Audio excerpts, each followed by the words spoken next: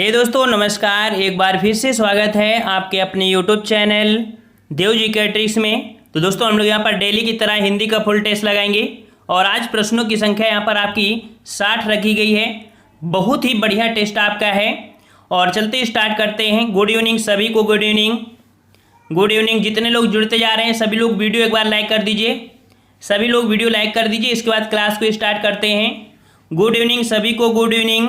देखो सभी को हम बोल देते हैं, इसका मतलब इतने लोग हो जाते तो हम नाम नहीं ले पाएंगे, माफ़ करिएगा, ठीक है। हम सभी को बोल देते हैं गुड इवनिंग, जय हिंद, जो भी है, ठीक है। चलो स्टार्ट करते हैं। गुड इवनिंग सभी को, सभी लोग लाइक कर दो, फिर क्लास को स्टार्ट करते हैं। यहाँ पर देखिए जो हिंदी में गद्यांश है, गद्यांश के लिए हमने बताया था कि अगर बड़ा गद्यांश है तो प्रश्न को पढ़िए फिर सॉल्व करिए, या छोटा गद्यांश है तो गद्यांश को पढ़ो फिर प्रश्नों को पढ़ के सॉल्व कर सकते हैं। जो आपको उचित लगे आप लगा सकते हैं, ठीक है। और ऑफलाइन पेपर में कोई दिक्कत नहीं होगी, वो आपके ऊपर डिपेंड करता है कि आप कैसे सॉल्व करते हैं, ठीक है। हम लोग यहाँ पर सॉल्व कर रहे हैं जो कि प्रश्न संख्या आपकी 4 से, ठीक है। कह रहा आपसे लिपि चिन्हों के क्रमबद्ध समूह को क्या कहते हैं। लिपि चिन्हों के क्रमबद्ध समूह को क्या कहते हैं। 4 का जवाब दीजिए यहाँ पर, और 4 का ऑप्शन राइट आपका जवाब यहाँ पर सही हो जाएगा। Very good, very good. Option right आपका हो जाएगा डी नंबर, वर्णमाला कहते हैं। क्या बोलते हैं, वर्णमाला कहते हैं। याद रखिएगा कि आपकी हिंदी भाषा की सबसे छोटी इकाई ध्वनि होती है, ठीक है। और इसी ध्वनि को ही वर्ण कहा जाता है और वर्णों के व्यवस्थित समूह को वर्णमाला कहते हैं। और लेखन के आधार पर कह सकते हैं कि जो वर्ण होते हैं आपके कितने होते हैं, 52 होते हैं। समझ में आ गया होगा। चलिए अगले प्रश्न की ओर बढ़ते हैं। प्रश्न आपसे कह रहा है कि ऐसी कौन सी 2 मात्राएं हैं जिनका प्रयोग तो किया जाता है किंतु उनका समावेश स्वर में नहीं किया जाता है। बताइए भाई, ऐसी कौन सी 2 मात्राएं हैं जिनका प्रयोग तो किया जाता है किंतु उनका समावेश स्वर में नहीं किया जाता है। 5 का जवाब, तो 5 का जवाब ऑप्शन राइट आपका बिल्कुल सही आ चुका है। ऑप्शन आपका बी हो जाएगा, अंक और आहा, ठीक है। अंक को बोलते हैं हम लोग क्या, अनुस्वर बोलते हैं, ठीक है। और आहा को हम लोग बोलते हैं विसर्ग बोलते हैं, ठीक है। तो इस प्रकार से ऑप्शन राइट आपका यहाँ पर जिसका बी आया है बिल्कुल सही जवाब है। अगला प्रश्न है कि संस्कृत में हिंदी में प्रयुक्त मूल शब्द से वर्तमान स्थायी तद्भव रूप तक पहुंचने के माध्यम में संस्कृत के अशुद्ध या टूटे फूटे स्वरूप में प्रयुक्त होने वाले शब्द क्या कहलाते हैं। देखिए यहाँ पर आपका दिया है, ना ही ये आपका कह सकता है कि तत्सम के लिए बोल रहा है, ना ही तद्भव के लिए बोल रहा है, ठीक है। यहाँ पर संस्कृत के अशुद्ध या टूटे फूटे स्वरूप में, ठीक है। तो ये जो आपके होते हैं इन्हें अर्ध तत्सम बोलते हैं, ठीक है। यहाँ पर देखो फिर से पढ़ लो कि संस्कृत में हिंदी में प्रयुक्त मूल शब्द से वर्तमान स्थायी तद्भव रूप तक पहुंचने के माध्यम में, ठीक है। तो आपका यहाँ पर अर्ध तत्सम आपका हो जाएगा, याद रखिएगा, ठीक है, अर्ध तत्सम, ठीक है। चलिए अगले प्रश्न की ओर बढ़ते हैं। प्रश्न आपसे कह रहा है शब्द प्रकार के आधार पर मनुष्यता शब्दों का कौन सा भेद है। मनुष्यता, मनुष्यता आपका कौन सा भेद हो जाएगा। तो यहां पर मनुष्य अगर होता तो बात अलग होती, मनुष्यता लगा दिया है जो को भाव को प्रदर्शित कर रहा है। ऑप्शन आपका यहाँ पर सी सही हो जाएगा, आपका भाववाचक संज्ञा हो जाएगा यहाँ पर, ठीक है। 7 का ऑप्शन राइट आपका सी सही हो जाएगा। जैसे मान लीजिए बुढ़ापा, मिठास, मानवता, मनुष्यता, परायाणन, ठीक है। चलिए अगला प्रश्न है कि इंद्रियों को जीत लिया हो जिसमें, इंद्रियों को जीत लिया हो जिसने वाक्यांश के लिए सही विकल्प का चयन करना है। 8 का जवाब देना है सभी साथियों को, और यहाँ पर जवाब हो जाएगा ऑप्शन राइट आपका यहाँ पर सी नंबर, जितेंद्रिय बोलते हैं। क्या बोलते हैं, इंद्रियों को जीत लिया हो जिसने, उसके लिए बोलते हैं जितेंद्रिय, ठीक है। अगले प्रश्न की ओर बढ़ते हैं। प्रश्न आपसे कह रहा है से अलगाव किस विभक्ति को बोध चिन्हित है। अर्थात जो से शब्द है वो भी अलग के हिसाब से वो आपकी कौन सी विभक्ति हो जाएगी। तो आपके अलगाव के लिए प्रयुक्त होता है आपका कौन सा, डी नंबर, ऑप्शन आपका यहाँ पर अपादान हो जाएगा, ठीक है, अपादान हो जाएगा। और एक सा और होता है से वाला, कौन सा, करण से के द्वारा, है ना। तो यहाँ पर अलग के लिए है तो आपका अपादान हो जाएगा। कारक पढ़ लीजिए, आपसे बोलते हैं हमेशा 8 होते हैं और 1 नंबर आपके आराम से मिल जाते हैं। चलिए साथियों, तन शब्द का लिंग निर्धारित कीजिए। तन और तन का अगर यहाँ पर कह सकते हैं लिंग निर्धारण करेंगे तो ये जो आपका है ये आपका पुल्लिंग है। क्या है भाई, ये आपका पुल्लिंग है, ठीक है। तो यहाँ पर जवाब आपका ए सही हो जाएगा। अगला है कि उत्तम पुरुष सर्वनाम के किस भेद का एक प्रकार है। उत्तम पुरुष सर्वनाम के किस भेद का प्रकार है। 11 का जवाब देना है सभी साथी को। और यहाँ पर सभी जवाब आ रहे हैं, बिल्कुल सही है। सही ऑप्शन आपका हो जाएगा यहाँ पर जो आपका है यह आपके पुरुषवाचक के अंतर्गत आता है। और पुरुषवाचक के 3 प्रकार आपके हो जाते हैं। एक उत्तम पुरुष होता है, फिर मध्यम पुरुष होता है, फिर आप क्या होता है अन्य पुरुष होता है। उत्तम पुरुष में जैसे मैं हम है ना, मध्य पुरुष में तुम तू आप, और अन्य पुरुष में यह वे ये। ठीक है, तो जवाब यहां पर आपका कौन सा हो जाएगा 11 का ऑप्शन बी हो जाएगा। उत्तम पुरुष सर्वनाम के किस भेद का है, तो पुरुषवाचक का है। चलिए अगला प्रश्न यहां पर दिया है कि कंचन एक कृशांगिनी युवती है, इस वाक्य में कौन सी अशुद्धि है। कौन सी अशुद्धि यहां पर 12 का जवाब।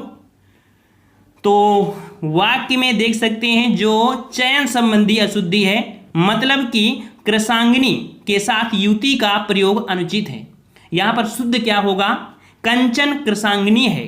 क्या बोलेंगे, कंचन कृशांगिनी है, या हम लोग कह सकते हैं कि युति को लगा सकते हैं, कंचन एक युति है। तो कभी भी दो चीज को मत लगाइएगा, अर्थात यहां पर अशुद्धि किसके है, शब्द चयन संबंधी अशुद्धि है। समझ में आ गया।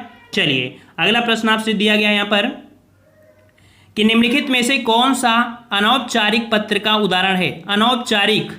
अनौपचारिक पत्र एक ऐसा पत्र होता है जिसे निजी जीवन से जुड़े लोग जैसे परिवार के सदस्य, रिश्तेदार, मित्र आदि को लिखा जाता है। ठीक है, तो ऐसे पत्र को अनौपचारिक पत्र कहते हैं। जैसे बहन की विवाह में शामिल होने के लिए जो लिखते हैं ना, तो अनौपचारिक पत्र में ही आता है। तो यहाँ पर जवाब आपका हो जाएगा कौन सा, बी नंबर। बहन के विवाह में शामिल होने के लिए मित्र को लिखा गया पत्र यहाँ पर अनौपचारिक पत्र कहलाएगा। समझ में आ गया होगा। चलिए अगला प्रश्न है कि हिंदी भाषा में ह्रस्व स्वरों की संख्या कितनी है। हिंदी भाषा में ह्रस्व स्वरों की संख्या कितनी है। देखिए टाइम से आया करिए। और हाँ देखो नोटिफिकेशन नहीं जा रहा है, इससे में बहुत बड़ी प्रॉब्लम आ रही है नोटिफिकेशन की। तो आप लोग आ जाया करिए, ये मत कहा करिए कि सर क्लास कल हुई है कि नहीं हुई है। हमने बता दिया है कि ये क्लास आपकी हमेशा ही चलती रहती है, मतलब कोई ऐसा दिन नहीं होता है कि गैपिंग करें इसकी। ठीक है, तो ये क्लास आपकी फिक्स है, तो आप लोग टाइम से आ जाया करिए। नोटिफिकेशन नहीं आता इस समय। ठीक है, और हमारे टेलीग्राम से जरूर जुड़ जाइए, तभी आपको यहाँ पर कह सकते हैं कि हर एक पल पल की अपडेट मिलती रहेगी। करंट अफेयर भी आपको मिल जाते हैं। तो हिंदी भाषा में ह्रस्व स्वरों की संख्या कितनी है, जवाब आ चुका है, बिल्कुल सही है, वेरी गुड ऑप्शन राइट आपका बी हो जाएगा, 4 होती है। ठीक है, 4 कौन कौन से होते हैं, तो छोटा, छोटी, छोटा ऊ और आपका जो ऋषि होता है। ठीक है, ये होते हैं। अगला है कि जिन सामसिक पदों में पहला पद संख्या को व्यक्त करने वाला विशेषण होता है, ये शब्द क्या कहलाते हैं। तो एक पॉइंट मिल गया है संख्या, और जो समास संख्यावाची होता है वो आपका होता है द्विगु समास। ठीक है, द्विगु समास कहलाता है, याद रखिएगा। और यहाँ पर जैसे दोपहर हो गया है ना, दोपहरों का। ठीक है, ढेरों उदाहरण होते हैं, आप लोग इतने समझदार हो चुके हैं। चलिए सुहावना, लिखाई व छलिया में नित्य प्रत्यय के लिए सही विकल्प चुनिए। सुहावना, लिखाई, छलिया, यहाँ पर जो प्रत्यय आपके हैं कौन कौन, तो यहाँ पर जवाब हो जाएगा ऑप्शन राइट 16 का आपका डी हो जाएगा, सुहावना और लिखाई और छलिया। जवाब आपका यहाँ पर कौन सा हो जाएगा, डी नंबर आपका सही हो जाएगा। अगला है निम्नलिखित में से कौन सा शब्द तत्सम है।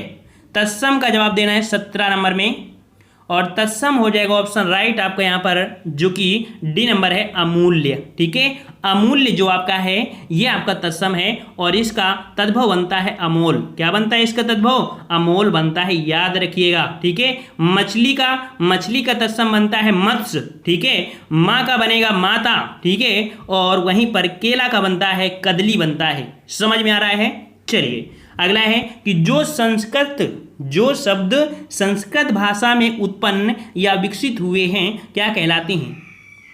तो 18 का ऑप्शन राइट। देखिए जो शब्द संस्कृत से उत्पन्न हुए हैं ऐसे बोल सकते हैं, तो इनके हम लोग तत्सम बोलते हैं। ठीक है, क्या बोलते हैं साथियों, तत्सम बोलते हैं। चलिए कि व्युत्पत्ति के आधार पर किल किल कौन सा शब्द है। किल किल ये कैसा शब्द आपका है, तो याद रखिएगा ये जो शब्द आपका है ये आपका देशज शब्द है साथियों। ऑप्शन आपका यहाँ पर फर्स्ट हो जाएगा, देशज हो जाएगा। ठीक है, जैसे देशज में किल किल हो गया, कटोरा हो गया, लोटा हो गया, ठेठ हो गया। ठीक है, ढेरों होते हैं।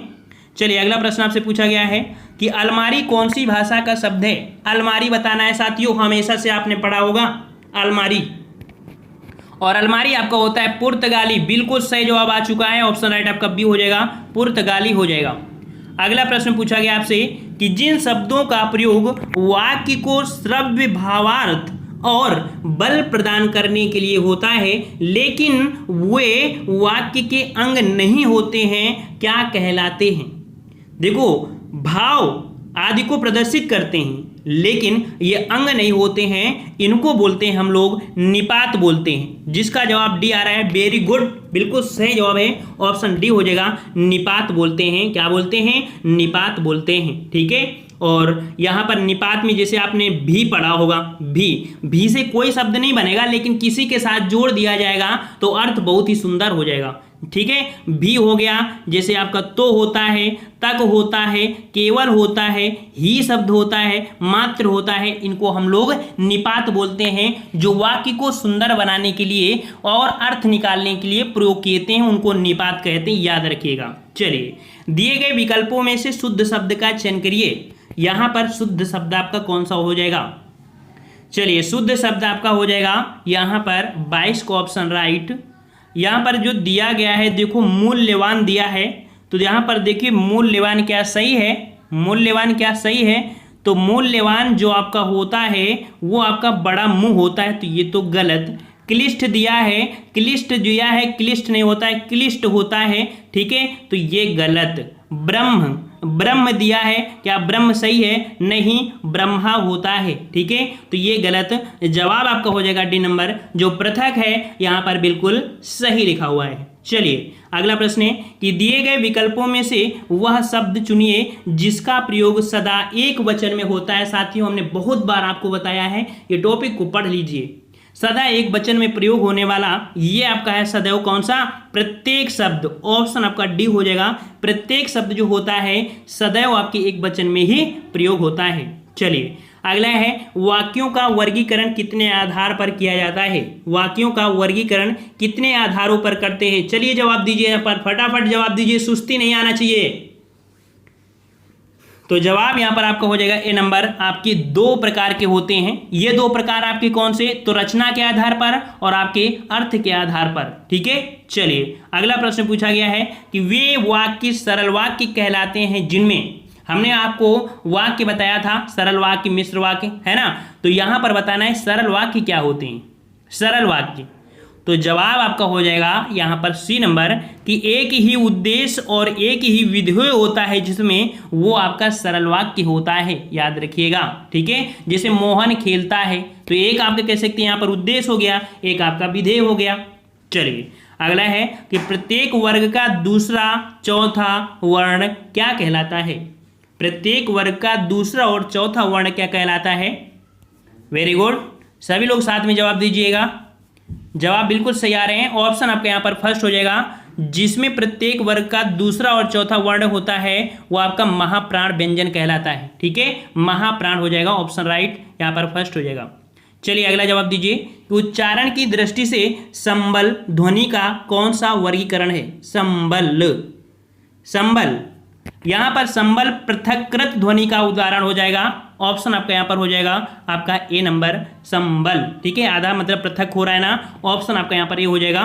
अगला प्रश्न है कि विपत धन जाल बराबर विपत जाल, ठीक है, विपत धन जाल बराबर विपत जाल बनता है, अर्थात यहाँ पर ता का जो परिवर्तन होता है वो जा में हो जाता है, ठीक है, इस प्रकार से विपत जाल बना। यहाँ पर पूछा है कि संधि कौन सी है, सबसे इजी आपको यहाँ पर देखने को है, तो जहां पर व्यंजन ही व्यंजन में मिले वो आपका कौन होता है, व्यंजन संधि होता है, ऑप्शन आपका बी हो जाएगा। चलिए, दुरात्मा में कौन सा उपसर्ग है। दुरात्मा में जवाब देना है 29 नंबर, और जवाब यहां पर सही आ रहे हैं दुरात्मा। दुरात्मा में आपका दुर निकल आएगा, अर्थात ऑप्शन राइट आपका यहाँ पर हो जाएगा सी नंबर, ये वाला यहाँ पर आपका हो जाएगा उपसर्ग जो कि शब्द के पहले लगा होता है, ठीक है। चलिए, अगला है कि निम्नलिखित में से किस वाक्य में परिमाणवाचक क्रिया विशेषण है।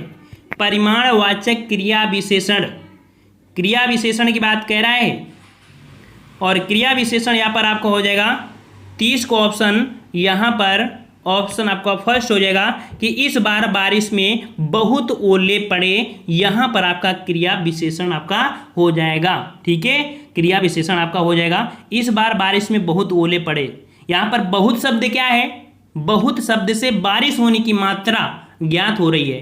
ठीक है, इस कारण से यहां पर आपका हो जाएगा जो कि परिमाणवाचक क्रिया विशेषण कहलाएगा। चलिए अगला है, यहां पर मनोभावों को प्रकट करने वाले वे विकारी शब्द जिनका वाक्य से कोई संबंध नहीं रहता है उन्हें क्या कहेंगे?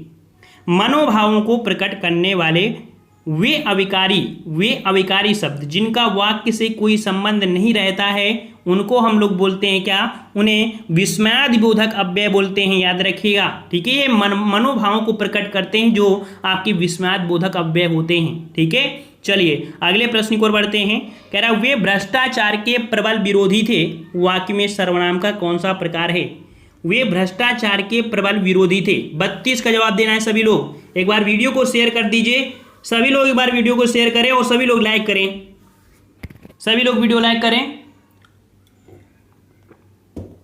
चलिए 32 का जवाब, 32 का ऑप्शन आपका यहाँ पर डी हो जाएगा, पुरुषवाचक। ठीक है, 32 का ऑप्शन आपका डी हो जाएगा, पुरुषवाचक होता है। ठीक है, और यहाँ पर अगले प्रश्न को बढ़ते हैं। प्रश्न आपसे कह रहा है कि नलिनी कैरव चंद्रप्रिया किसके पर्यायवाची हैं? नलिनी कैरव चंद्रप्रिया किसके पर्यायवाची हैं? 33 का जवाब, तो 33 को ऑप्शन राइट, यहां पर जवाब आपका सही हो जाएगा, ऑप्शन राइट सी नंबर, यहां पर कुमुदनी। ठीक है, कुमुदनी मतलब कह सकते हैं नलिनी, कैरव और चंद्रप्रिया कुमुदनी के पर्यायवाची हैं। ठीक है, यहां पर कौमुदी मतलब होता है क्या? चांदनी होता है। ठीक है, और यहाँ पर कह सकते हैं कि जो सौदामिनी है, सौदामिनी बिजली का होता है ना। तो यहाँ पर आपका थर्ड नंबर हो जाएगा कि नलिनी कैरव चंद्रप्रिया किसके हैं? तो आपकी कुमुदनी के पर्यायवाची हैं। चलिए अगला है कि शब्द युग्म क्या दिया है? यदा कदा के लिए सही अर्थ युग्म का चयन कीजिए। यदा कदा, और यदा कदा यहाँ पर जो आपका सही हो जाएगा, ऑप्शन राइट, यहाँ पर आपका सी हो जाएगा, जब कब। ठीक है, या तो इसको प्रयोग कर दो या तो इसको प्रयोग कर देंगे तो सही जवाब हो जाएगा। अगला क्वेश्चन यहाँ पर दिया है कि नियत और नियत, देखो नियत और नियत ये आपके अर्थभेद हैं, इनका जवाब दीजिए। तो देखो नियत मतलब होता है निश्चित और नियत मतलब होता है इरादा, है ना। बोलते हैं नियत खराब हो गई है, आपका वही सी नंबर आपका सही हो जाएगा। चलिए अगला है कि आलोचकों के अनुरूप हमें अपनी रचना में परिवर्तन करना होगा। इस वाक्य में किसी एक शब्द का संदर्भ और भाव की दृष्टि से उपयुक्त प्रयोग नहीं हुआ है, उस शब्द का चयन करना है। 36 नंबर थोड़ा सा पढ़ने वाली बात है, और जवाब आपका हो जाएगा यहाँ पर बी नंबर, अनुरूप। ठीक है, क्या हो जाएगा आपका कि आलोचकों के अनुरूप हमें अपनी रचना में परिवर्तन करना होगा। ठीक है, तो वाक्य में अगर अनुरूप शब्द का प्रयोग जो आपका है वो अनुचित है। यहाँ पर अनुरूप के स्थान पर होना चाहिए अनुसार। क्या होना चाहिए? अनुरूप की जगह आपका क्या होना चाहिए? आपका अनुसार होना चाहिए, यहाँ पर आपका अनुसार होना चाहिए था। समझ में आ गया? चलिए अगला है कि आप, माफ करिए, अब आप चल सकते हैं वाक्य में कौन सी वृत्ति है? अब आप चल सकते हैं, तो अब आप चल सकते हैं, तो चलिए भाई यहाँ पर ये जो आपका है सामर्थ्य सूचक है। ठीक है, सामर्थ्य है, ऑप्शन आपका ए हो जाएगा। बोलते नहीं कि इसके अंदर सामर्थ्य आ गई है तभी तो दौड़ रहा है इतनी तेज, है ना। ऑप्शन आपका ए हो जाएगा। अगला क्वेश्चन यहाँ पर है कि यदि हिंदी प्रश्नवाचक वाक्य का उत्तर हाँ ना में दिया जा सके तो उसका अंग्रेजी अनुवाद करते समय वाक्य शुरू करते हैं। देखिए प्रश्नवाचक की बात कह रहा है, और अगर प्रश्नवाचक है तो यहाँ पर क्या बोलेंगे? यदि किसी प्रश्नवाचक वाक्य का उत्तर हाँ या ना में हो, प्रश्नवाचक के साथ साथ हाँ और ना में है, ऐसे जो वाक्य होते हैं, शुरू होते हैं, उनको हम लोग बोलते हैं एक्जिलरी वर्ब। ऑप्शन आपका यहाँ पर बी सही हो जाएगा। ठीक है, एक्जिलरी वर्ब यहाँ पर कह सकते हैं। ठीक है, और जैसे आपने होता है क्या राम गाना गाता है ना, क्या राम गाना गाता है, तो क्या बनता था? Does Ram sing a song. ठीक है, चलिए अगले प्रश्न की ओर बढ़ते हैं। प्रश्न आपसे अगला कह रहा है यहाँ पर, हमारा सर्वोपरि कर्तव्य है देश की सेवा करना। उपरोक्त वाक्य के सही अंग्रेजी अनुवाद का चयन कीजिए। हमारा सर्वोपरि कर्तव्य है देश की सेवा करना, तो इसका जो अनुवाद बनेगा कौन सा बनेगा, देख लीजिए। Our foremost duty is the serve the country. Option आपका यहाँ पर थर्ड आपका सही हो जाएगा। ठीक है, अगला प्रश्न यहाँ पर दिया है, a regular mind is one who would like to command instead of asking और रिक्वेस्टिंग। इसका जो हिंदी बनेगा क्या बनेगा, तो हम इसका जवाब आप बताते रहें। इसका अर्थ हो जाएगा एक बी नंबर, कि एक अदिष्ट व्यक्ति वह होता है जो कहने या प्रार्थना करने की अपेक्षा आदेश देने की इच्छा रखता है। ये इसका हिंदी होगा। ठीक है, अब आते हैं अगले प्रश्न की ओर, जो कि 40 प्रश्न आपके ऑब्जेक्टिव थे और यहाँ पर कुछ प्रश्न हमने लिया है जो कि आपके साहित्य में या कह सकते हैं कि बेहतरीन आपके प्रश्न हैं। ठीक है, वन लाइनर होंगे, मन से पढ़ना है। यहाँ पर कह रहा है बोलने वालों की संख्या के आधार पर हिंदी की सबसे बड़ी बोली कौन सी है, तो बोलने के आधार पर है भोजपुरी। ठीक है, बोलने के आधार पर, जैसे हम लोग भी बोलते हैं ना, तो इसमें मिक्स आपका है, यहाँ पर मिक्स है। ठीक है, शुद्ध हिंदी हम लोग नहीं बोलते हैं, याद रखिएगा। ठीक है, अगला है 8वीं अनुसूची में सम्मिलित नहीं है, तो 8वीं अनुसूची में सम्मिलित कौन सी नहीं है, आपकी भोजपुरी आपकी सम्मिलित नहीं है। अगला है हिंदी का संबंध भाषा परिवार से है, तो हिंदी का संबंध आपकी किस भाषा परिवार से, तो आपकी भारूपी परिवार से। ठीक है, भारूपी परिवार से है। अगला है हिंदी की उपभाषाओं की संख्या कितनी है, हिंदी की उपभाषाओं की संख्या आपकी कितनी है, तो आपकी 5 है। ठीक है, कितनी है आपकी 5 है। ठीक है, पूर्वी पश्चिमी ऐसे बताया था। चलिए अगला है हिंदी की बोलियों की संख्या, हिंदी में बोलियों की संख्या आपकी कितनी है, तो आपकी 18 है।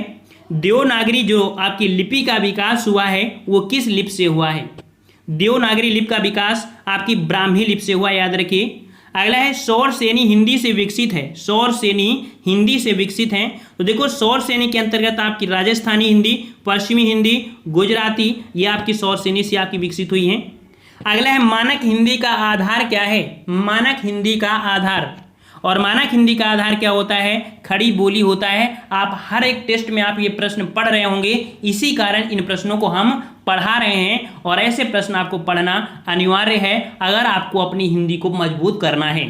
अगला है अन्य नाम जाटू से जानी जाती है, एक ऐसी आपकी बोली है जिसे जाटू के नाम से जाते हैं, तो ये आपकी हरियाणवी है, या इसे बांगरू बोलते हैं जिसको हम लोग जाटू के नाम से जानते हैं। ठीक है, अगला है कि पश्चिमी हिंदी में बोलियों की संख्या, पश्चिमी हिंदी में बोलियों की संख्या आपकी कितनी है, तो आपकी 5 है। ठीक है, कितनी है, 5 है।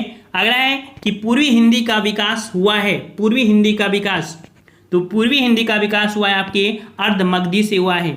अगला है छत्तीसगढ़ी, बघेली, अवधी, ये आपकी किस हिंदी के अंतर्गत आती हैं, तो आपकी पूर्वी हिंदी के अंतर्गत आती हैं।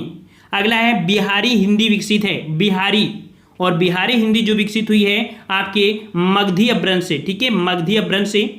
और वहीं पर मारवाड़ी जो आती है वो आपके राजस्थानी के अंतर्गत आती है, जो कि आपके पश्चिमी राजस्थान में आएंगे। ठीक है, अगला है मगही, मैथिली व भोजपुरी बोलियां कहाँ की हैं, मगही, मैथिली और भोजपुरी हैं आपकी बिहारी हिंदी की हैं। अगला है बघेली प्रमुख बोली है, बघेली प्रमुख बोली है, तो ये आपकी कहाँ की है, तो आपके मध्य प्रदेश की है। ठीक है, अगला है काव्य के रूप में प्रतिष्ठित बोली, काव्य भाषा में देखा जाए काव्य के रूप में तो आपकी ब्रज भाषा काफी प्रचलित हुई है। अगला है कि खड़ी बोली का प्रमुख केंद्र बताइए, खड़ी बोली का प्रमुख केंद्र, तो खड़ी बोली का प्रमुख केंद्र आपका कौन हो जाएगा, तो ये मेरठ के आसपास का जो क्षेत्र है वो आपकी खड़ी बोली का है। अगला है कानपुर में बोली जाती है, तो कानपुर बोली जाती है, ये यहाँ पर आपकी कन्नौजी। ठीक है, कौन, आपकी कन्नौजी। लेकिन कानपुर का भी क्षेत्र आपका बटा हुआ है, जैसे कि देखा जाए घाटमपुर साइड है तो ऐसे कन्नौजी लगेगा, लेकिन जो लखनऊ की साइड में है तो लखनऊ में कह सकते हैं ये आपका जो आ जाएगा आपके अयोध्या साइड में आ जाएगा, अवधी साइड में आ जाएगा। ठीक है, चलिए अगला है कि नेपाली व मराठी लिखी जाती है, नेपाली और मराठी जो लिखी जाती है यह आपकी किसमें, तो आपकी देवनागरी में लिखी जाती है। बांगरू नाम से जानी जाती है, तो अभी हमने बताया था कि बांगरू नाम से जो जानी जाती है वो आपकी हरियाणवी बोली जाती है। अगला है गढ़वाली कुमाऊनी, ये जो आपकी हैं आपकी किस हिंदी के अंतर्गत, तो आपकी पहाड़ी हिंदी के अंतर्गत आती है, याद रखिएगा, ठीक है।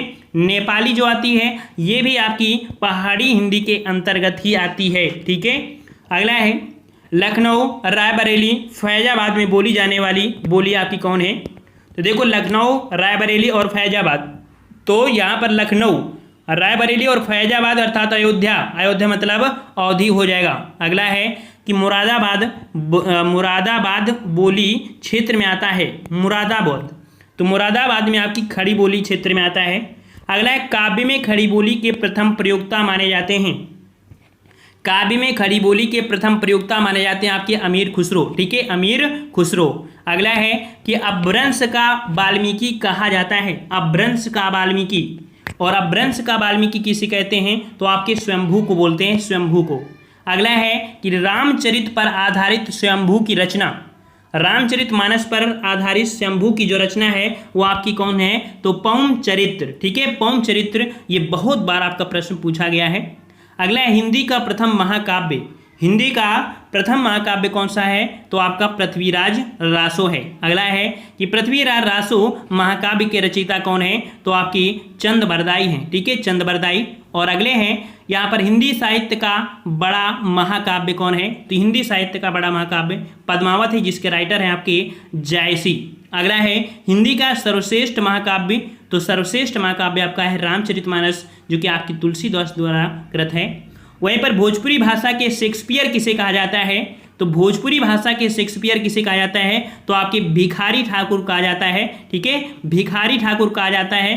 तो ये रहे आपके हिंदी के वन लाइनर। और जो बच्चे बाद में जुड़े हैं उनको बता दें कि यहाँ पर 40 प्रश्नों को पहले हमने ऑब्जेक्टिव टेस्ट करवाया है, और ऑब्जेक्टिव टेस्ट के यहाँ पर कह सकते हैं PDF आपकी यहाँ पर आंसर की साथ आपकी है, ठीक है।